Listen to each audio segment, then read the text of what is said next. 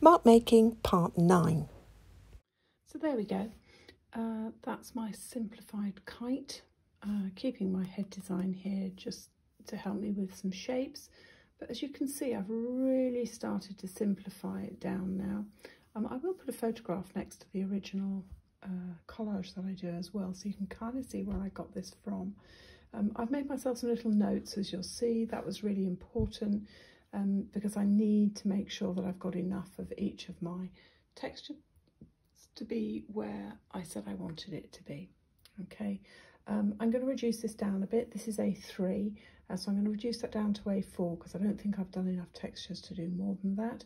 And I'm not going to cheat, but I am actually just either going to use yellow paper from something I find in a magazine lying around the house to do the beak and the talons as well. Okay.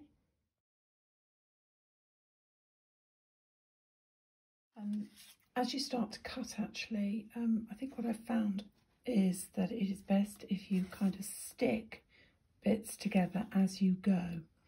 I'll be honest, I've used a piece of computer paper which has allowed me, I don't know if you can see that, to trace off my original design.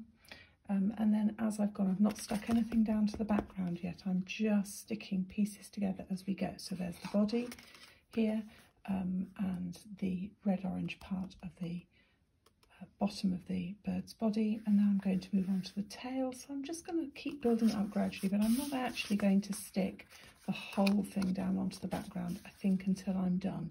So I'm happy I can trim up places and I can rub out any of those pencil lines if I want to.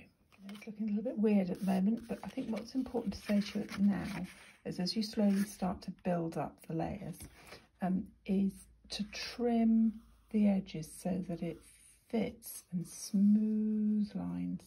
Okay, so you can't see necessarily where one edge joins another edge, so it does look seamless, otherwise it's going to look very, very lumpy around the edges.